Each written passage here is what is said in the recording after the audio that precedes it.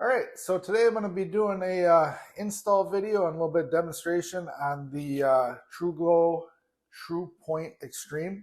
I'm going to be putting this on a 410 Mossberg 500 shotgun. And the reason I'm putting it on is it's a gun that I want to use for turkey hunting, and most of the loads I've shot through it, it likes to group kind of low and to the left, so I want to add sights to it so I can make it adjustable.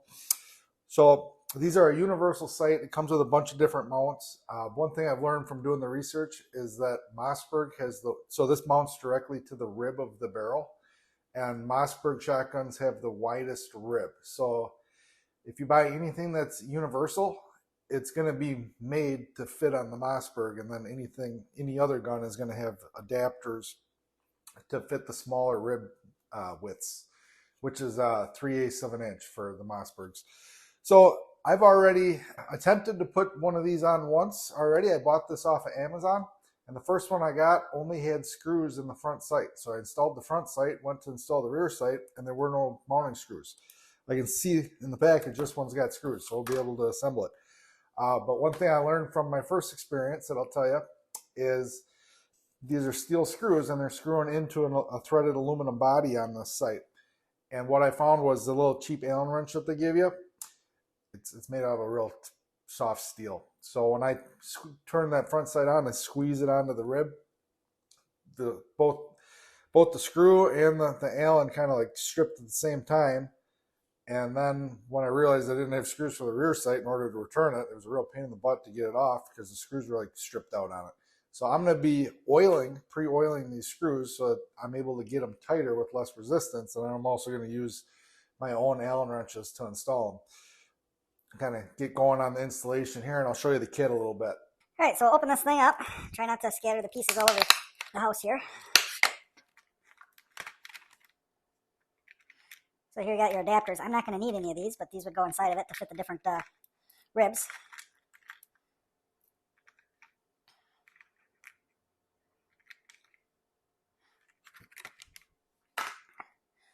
So there we got our, actually this would be the side you'd be looking at. That's the front sight. There's the rear sight. I'm going to end up installing the peep sight on it, I think. So in the directions on this thing, it says to hold the front sight up against the bead during the tightening sequence. Do not over tighten, but it does not say what an adequate amount of inch pounds or anything like that is. So I'm just going to take and put a little oil there. And the reason I'm doing this is because steel and aluminum, aluminum's a lot softer than the steel, so it's going to want to grab and gall. So we want to eliminate some of that resistance so we can get it tight, even though it says not to. And I'm going to use an inch-pound wrench here. I'm going to start out at 10 inches and just see how that feels on there. Okay, so I'm pretty happy with that 10 inches. I think I'm going to stick with that. I don't want to go any tighter. Feels like I could strip out the Allen head if I go any tighter than that. So now we'll do the rear. Okay, there we go. Pretty simple, easy installation there. Looks like with the standard dovetails, I'm not sure what you call that. If you call that a dovetail sight, but just the standard sight. What I'm going to do is put the peep sight on, just because I am a fan of peep sights, and I really don't like looking at that big bubble. I wish they didn't put that on there. There's really no reason for that, in my opinion. The one thing I did do is I reinstalled this. I moved it from back here up to here because when I mounted it, I wasn't thinking about how when I walk through the woods with it, oftentimes I like to carry the shotgun right there because that's where the balance is, and I didn't want to be touching the sight all the time, so I wanted to get that up and out of the way. So I am pretty impressed with the quality of this sight. The machining and everything is really nice. The marks are real clear and easy to read. It's for 40 bucks or 45 bucks, whatever it was, it's not a bad deal. It really isn't. So kind of my final thoughts on these sights is I'm really impressed with them.